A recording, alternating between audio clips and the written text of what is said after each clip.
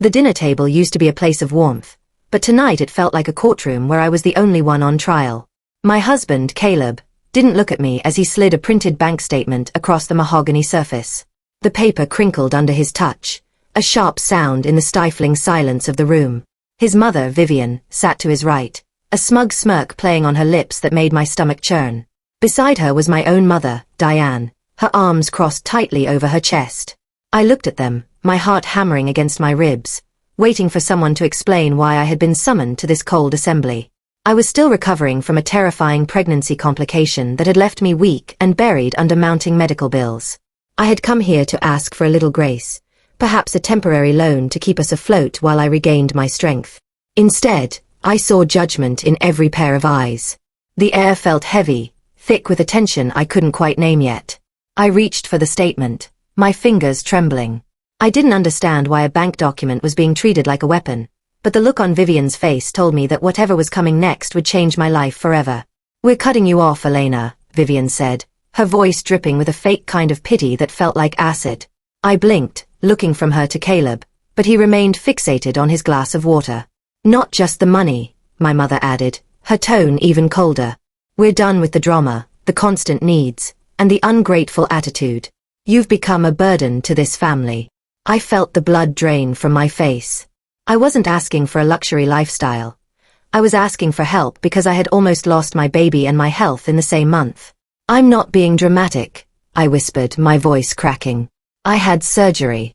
I can't work yet." Vivian leaned forward, her eyes narrowing into slits. "If you can't handle motherhood, maybe you shouldn't be one. We've decided it's best if you leave."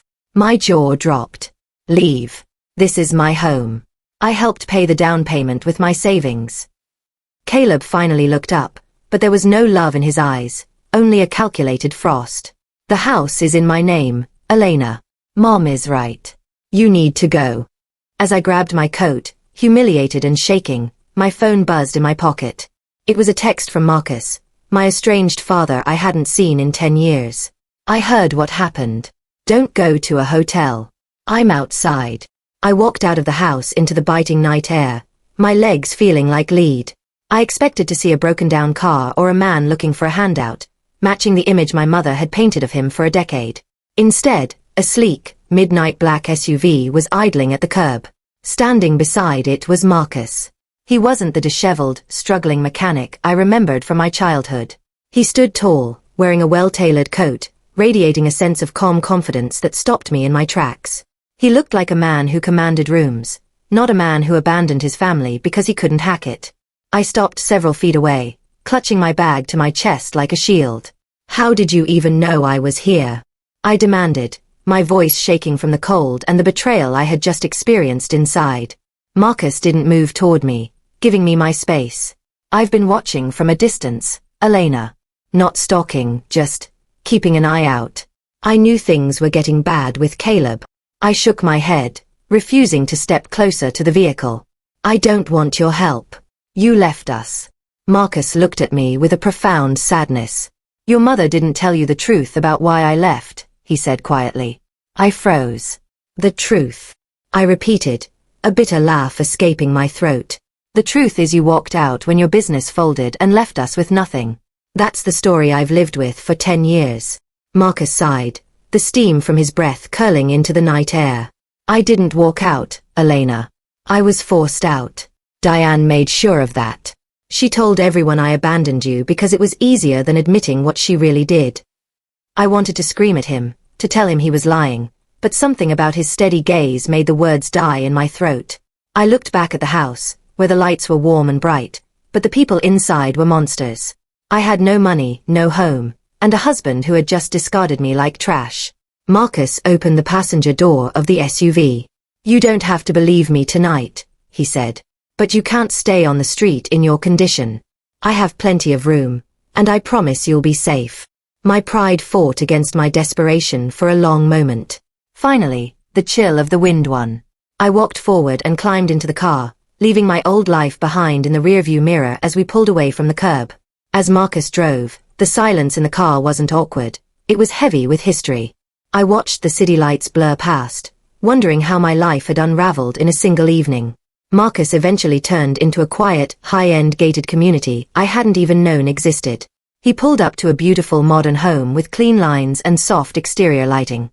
It was clear he hadn't just survived the last decade. He had thrived. "I rebuilt the company," he explained as we walked inside. "It took years of literal blood and sweat, but it's more successful now than the old shop ever was." He led me to a guest suite that was larger than my entire living room at the old house. "I didn't reach out before because your mother made me promise not to disrupt your life," he said, looking at the floor. "She said you were happy and that seeing me would only hurt you. I see now that was another lie." I felt a fresh wave of betrayal wash over me. My mother had kept us apart while I struggled, all to protect a narrative she created.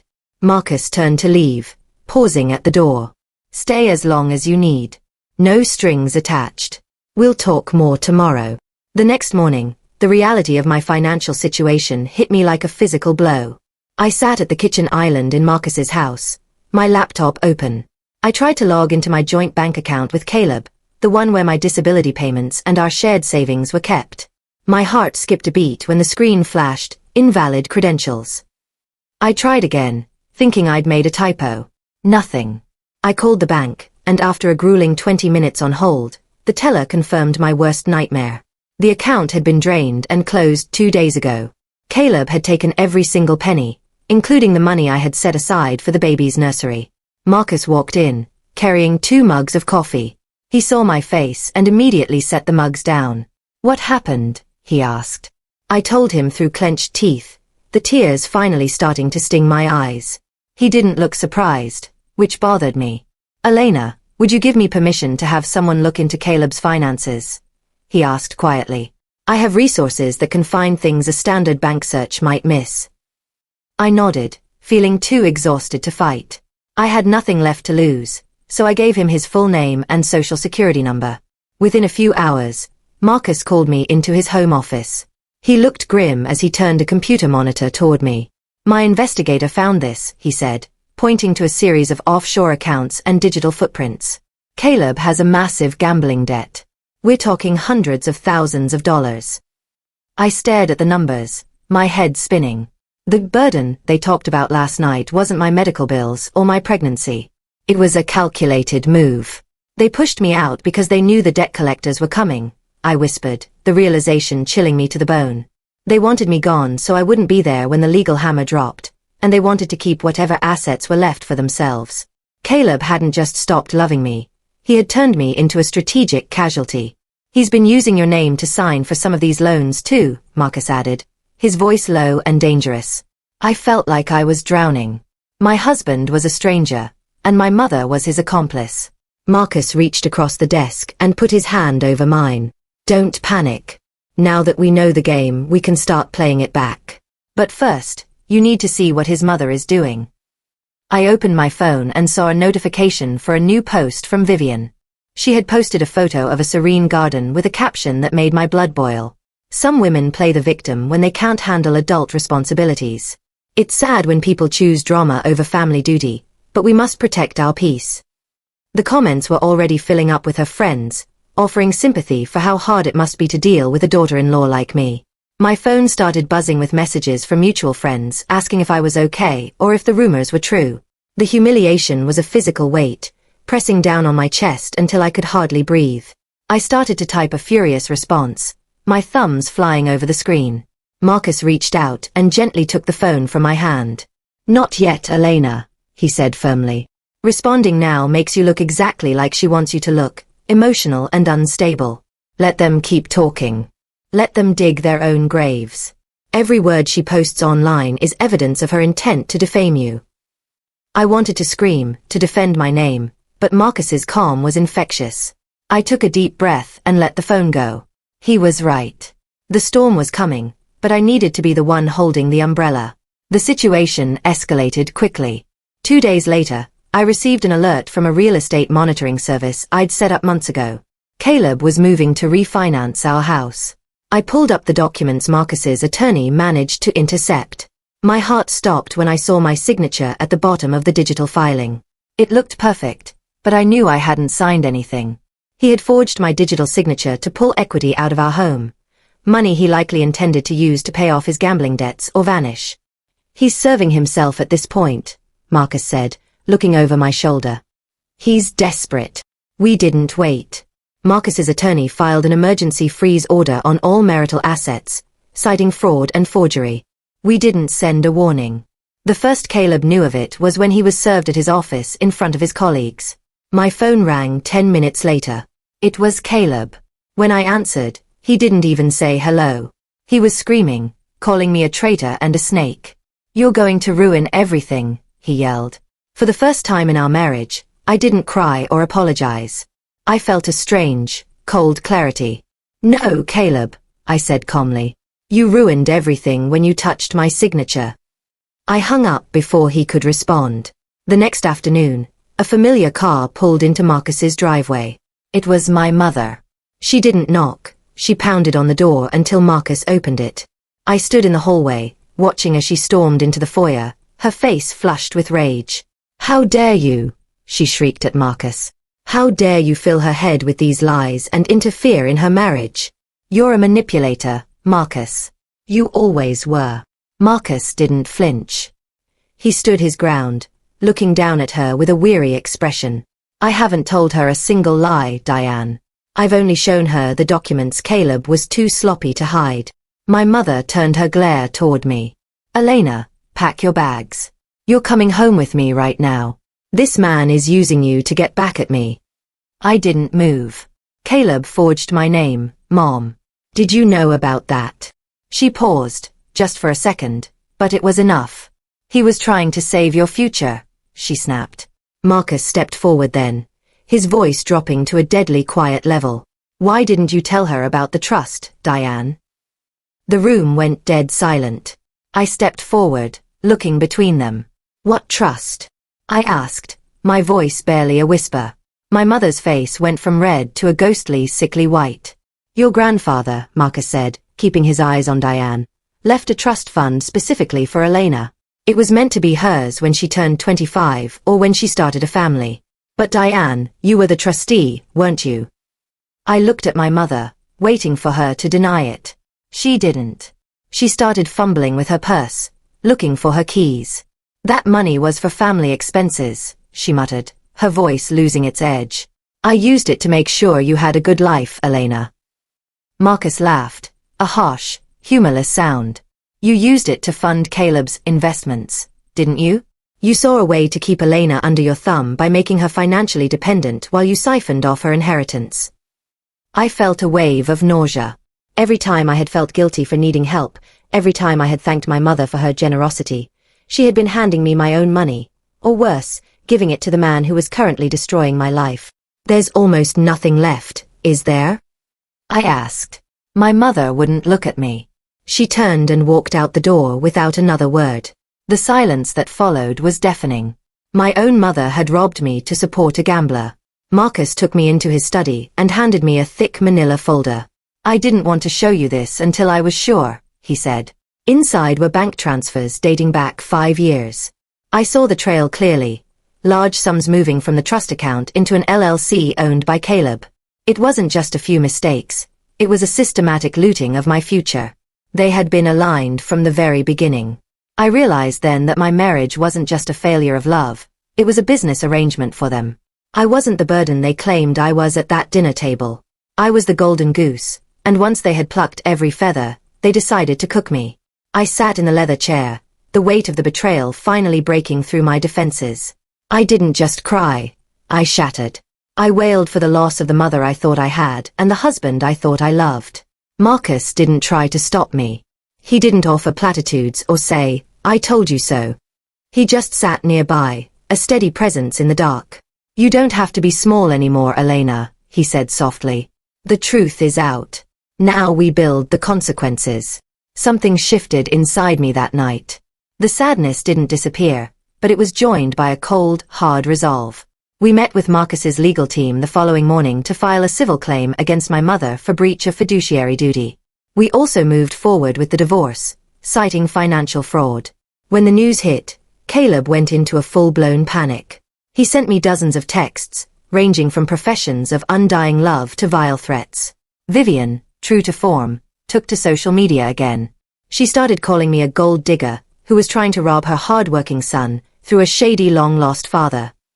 But the narrative was starting to fail her. People in our small town were starting to notice that I was gone and that Caleb was still driving a luxury car while claiming they were broke.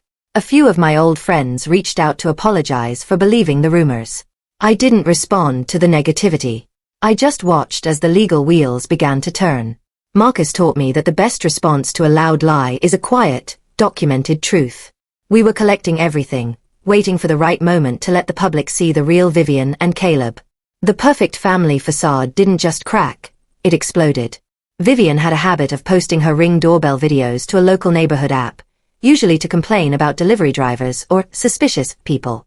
One afternoon, she accidentally caught a video of a debt collector pounding on their front door while Caleb hid in the living room. The collector was shouting about a final notice and seizure of assets. Someone in the neighborhood recorded the clip and shared it on a public forum. It went viral within hours. Suddenly, the unstable daughter-in-law story didn't hold water. Everyone saw Caleb for what he was, a man running from his debts. I watched the video from Marcus's kitchen, feeling a strange lack of pity. I remembered how they had sat at that dinner table and told me I was the burden. Now, the whole world could see who the real weight was. Marcus leaned against the counter, watching the clip with me. "Character is what you do when you think no one is looking," he said. Vivian forgot that the world is always looking now. The humiliation they had tried to heap on me was finally sliding back onto them, and it was only the beginning of their downfall. Desperate to change the conversation, Caleb suddenly shifted tactics. He called me from a new number, his voice shaking. "Elena, please. I'm so sorry. The stress of the baby. It made me crazy. Let's go to counseling. We can fix this for our child." He was playing the pregnancy card, trying to make me feel guilty for breaking up the family. It was a classic move, and a month ago, it might have worked. But Marcus was standing right there. He whispered a question for me to ask. "Caleb," I said into the phone, "if I come back, do you agree to give me full and total financial control of all accounts? No more secrets, no more investments." The silence on the other end of the line was long and telling. I have to manage the business, Elena. You don't understand the complexities," he stammered. I felt a chill of satisfaction. He didn't want me back. He wanted his funding source back. "I understand perfectly," I said. "You want a pawn, not a wife. Goodbye, Caleb."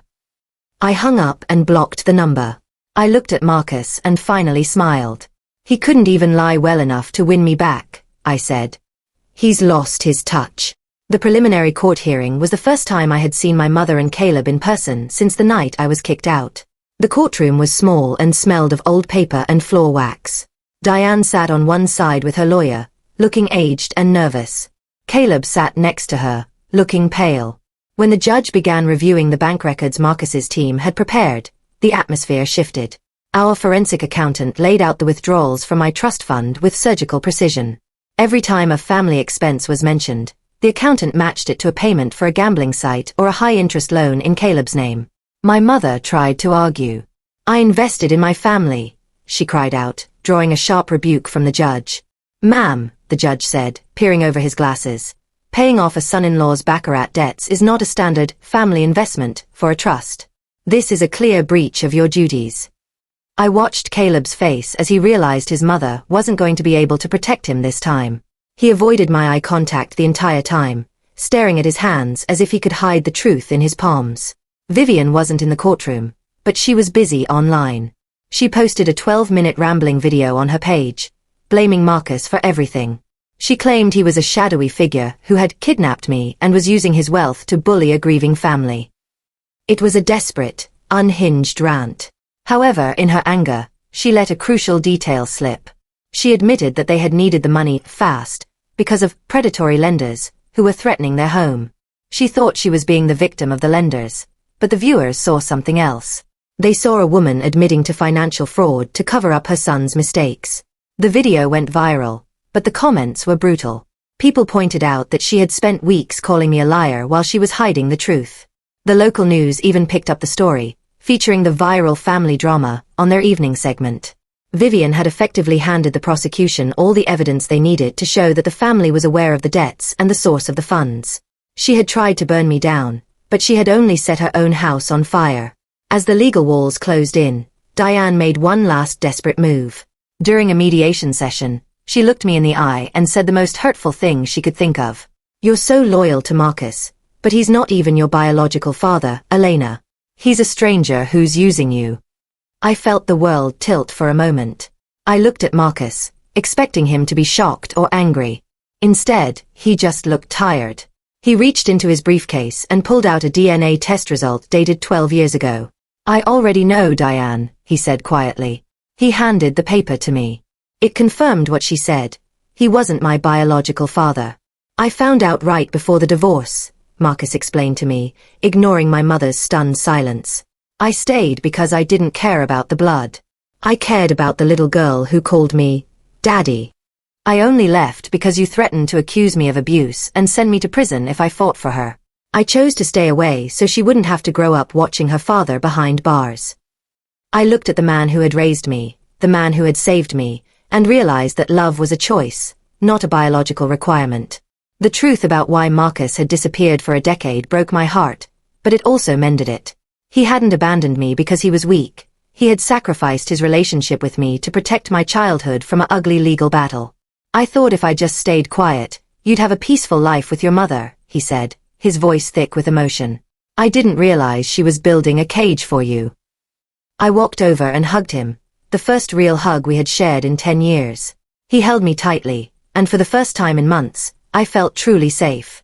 Diane sat across from us, her power completely gone.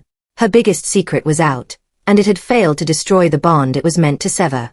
She had tried to use the truth as a weapon, but Marcus had already disarmed it years ago. We walked out of that mediation session together, leaving her alone in the room. I finally understood that being a father wasn't about a DNA match. It was about who showed up when the world turned cold. Marcus had shown up. The fallout for Caleb was swift and public. Once the details of the fraud investigation were leaked, his employer suspended him indefinitely.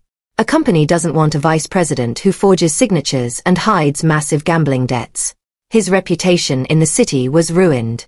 Without his salary or the equity from the house, his world collapsed. Vivian stopped posting entirely. Her peaceful garden was likely being measured for a foreclosure sign. I heard through mutual acquaintances that they were selling off their furniture and jewelry just to keep the lights on. It was a staggering fall from grace, but it was one they had built themselves. I didn't feel the joy I thought I would. I just felt a profound sense of relief. The people who had tried to discard me like an old shoe were now struggling to keep their own feet on the ground. I focused on my health and the baby, who was growing stronger every day. Marcus ensured I had the best medical care, and for the first time, I could attend my appointments without worrying about how to pay for them. As the trial date approached, Diane's lawyer reached out with a settlement offer. She was terrified of facing a full public trial where every detail of her theft would be entered into permanent record. She offered to return the remaining portion of the trust, about $60,000, and provide a public apology in exchange for dropping the civil charges. Marcus sat with me as I read the proposal. "It's your call, Elena," he said. "We have enough to win a much larger judgment, but it will take another year in court. Is your peace worth more than the extra money?" I thought about it for a long time. I didn't want her money as much as I wanted the truth to be unshakable. "I'll agree," I said finally, "but under one condition. She has to sign a notarized statement clearing your name of the abandonment and abuse allegations. It has to be part of the public settlement." Marcus looked surprised, his eyes shimmering with unshed tears. Diane hesitated for 2 days, but the threat of prison time for fraud eventually forced her hand. She signed the document, and Marcus was finally, legally, vindicated. The divorce was the final nail in the coffin for Caleb's plans. He had the audacity to claim spousal support, arguing that I had unlimited resources through Marcus while he was unemployed. However, our forensic accounting team was ready. We presented evidence that he had hidden several luxury watches and a crypto wallet in a friend's name. The judge was livid. Not only was his request for support denied, but the judge ruled heavily in my favor regarding the remaining marital assets. Because of the proven forgery, the refinance was declared void, and the bank was forced to pursue Caleb personally for the debt. He walked out of the courtroom looking pale and diminished, a shadow of the man who had smirked at me across the dinner table. He had tried to play a high-stakes game with my life, and he had lost everything. I felt a strange sense of closure as I watched him leave.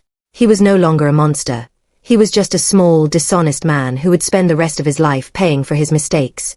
The refinance collapse meant the house was technically back in our joint names, but with the equity payout ordered by the court, I was able to buy out his remaining interest for a fraction of its value using the recovered trust money.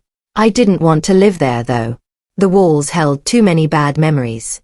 I sold the property and used the proceeds to start something new. With Marcus's mentorship, I launched a boutique consulting firm specializing in medical advocacy for women.